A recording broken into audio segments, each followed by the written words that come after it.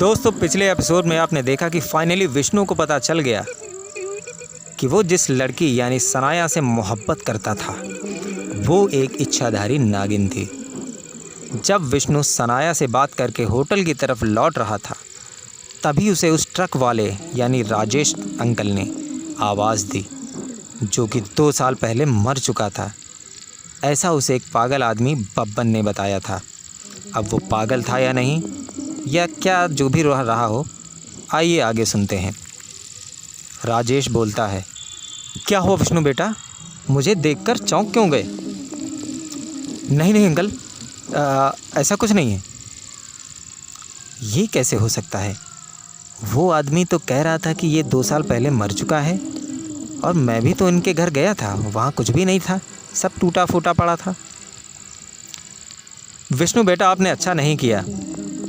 मैंने क्या अच्छा नहीं किया अंकल? उस दिन आप हमसे वादा कर गए कि आप आएंगे, मैं और सरला आपका इंतज़ार करते रहे, पर आप आए ही नहीं। अब विष्णु और चौंक रहा है। अब बोले भी तो क्या बोले, पर बोलना तो था ही।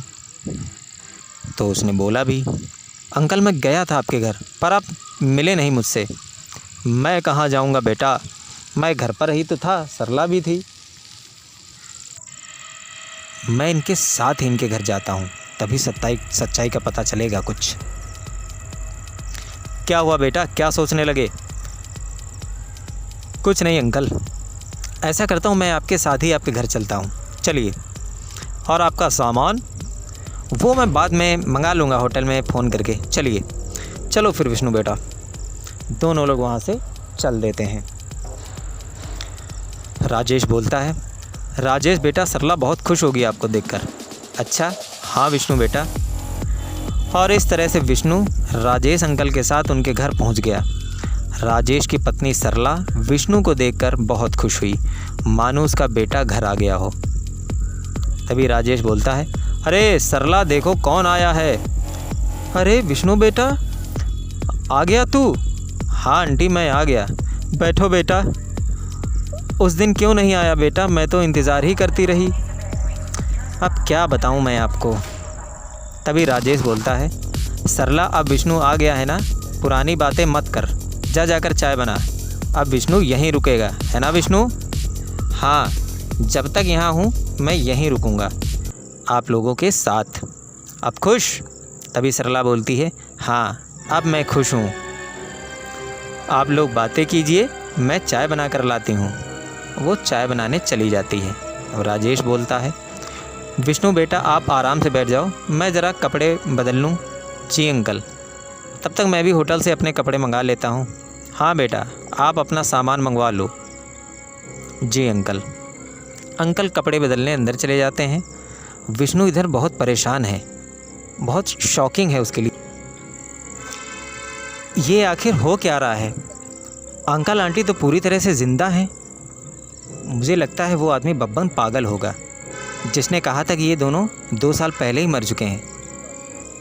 खैर, अब मैं यहीं रुकता हूँ, मिलने दो उस बब्बन को, फिर बताता हूँ उसे।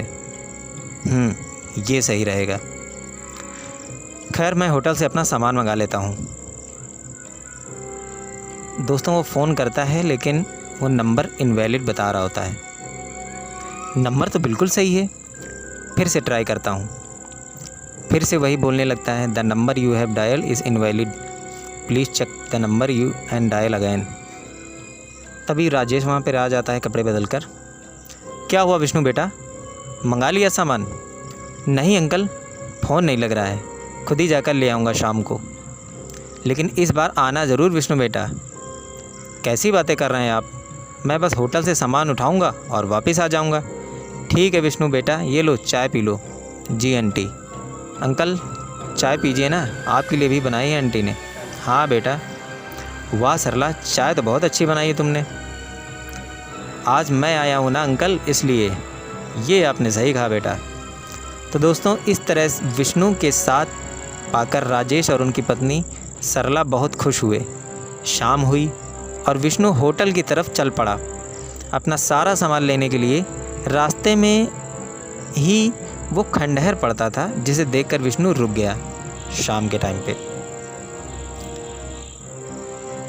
खंडहर को लोगों ने बाहर से मंदिर तो बना दिया है, पर मुझे लगता है कि यहाँ उस मोहन के अलावा इसके अंदर नागलोक है।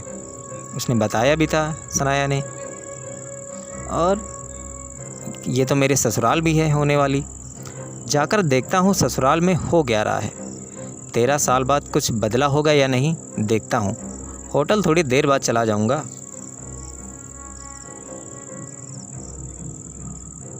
पर ये ताला, एक मिनट इसको टच करके देखता हूँ, शायद पिछली बार की तरह खुल जाए। दोस्तों, जैसे ही विष्णु ने वो ताला छुआ, वो ताला खुद ब खुद खुल गया। वाह, मेरे छूते ही खुल गया ताला, जैसे 13 साल पहले हुआ था। अंदर जाकर देखता हूँ। वैसे भी अब मैं एक इच्छाधारी नागिन का बॉयफ्रेंड हूँ, तो डरने वाली कोई बात ही नहीं। Let's go. तभी सनाया देख लेती है। विष्णु, सनाया हाय। वो विष्णु अंदर चला जाता है। आपने वो ताला फिर से तोड़ दिया? हाँ, मैंने सोचा तुम तो मुझे बुलाओगी नहीं, तो मैं ही चलता हूँ तुम्हारे नागलोक में।